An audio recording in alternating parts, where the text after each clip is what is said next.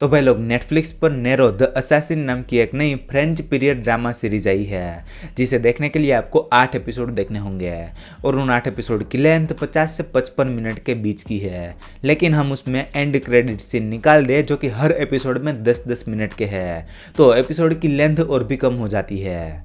तो कैसी है ये सीरीज और क्या आप सभी का इस सीरीज को अपना टाइम देना सही रहेगा या नहीं, चलिए बात करते हैं।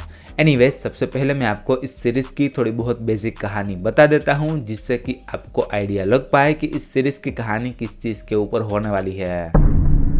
सीरीज की कहानी 16वीं सदी में सेट है जहां पर दिखाया जाता है कि नेरो नाम के असासिन के पीछे एक डायन पड़ी होती है और वो उसके पीछे क्यों पड़ी है, क्योंकि उस डायन को नेरो की बेटी चाहिए। तो फिर नेरो अपनी बेटी को बचाने के लिए क्या कुछ करता है और उस डायन को नेरो की बेटी क्यों चाहिए, ये जानने के लिए आपको इस सीरीज को देखना होगा। वेल इस सीरीज का रिव्यू मैं आपके लिए एक लाइन में करूँ तो ये एक बढ़िया सीरीज है जिसकी कहानी इंटरेस्टिंग और एंगेजिंग है। अगर आपको पीरियड ड्रामा चाहिए तो वो इसका काफ़ी अच्छा है। आर्ट डिज़ाइन और सेट डिज़ाइन को देखकर लगता है कि भाई बड़े अमाउंट में खर्चा किया गया है।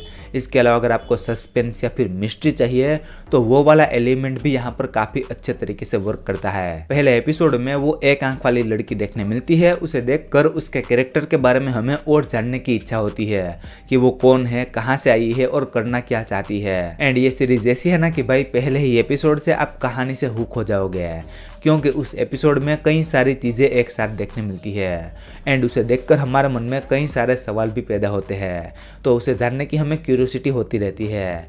एंड उस एक एपिसोड को देखने के बाद आपके मन में एक ही ख्याल आएगा कि अब तो इस सीरीज को पूरी खत्म करने के बाद ही उठूंगा। इसके अलावा नेरो उसकी बेटी और साथीदारों के साथ जिस जर्नी में निकलता है उसमें रास्ते में उसे किन किन मुसीबतों का सामना करना पड़ता है, फिर उसमें वो सर्वाइव कैसे करते हैं एंड उन सभी को उस मुसीबतों से बाहर निकलता देखना आप पसंद करोगे। इवन सीरीज में बहुत ही ज्यादा मात्रा में तो नहीं बट जितना भी एक्शन देखने मिलता है वो बहुत ही तगड़ा वाला है। उस एक्शन को आप एंजॉय करने वाले हो। बात करूँ एक्टर की एक्टिंग की तो सभी ने बहुत ही बढ़िया काम किया है। अगर कोई कैरेक्टर किसी मुसीबत में पड़ता है या फिर उसके साथ कुछ बुरा होता है तो वो हम फील कर पाते हैं। इसके अलावा सीरीज की प्रोडक्शन वैल्यू और बीजीएम भी अच्छा है। बस मुझे इस सीरीज में एक चीज अच्छी नहीं लगी है और जिसमें मैं बहुत ही कंफ्यूज भी हो रहा था और वो था नेरो की बेटी का कैरेक्टर।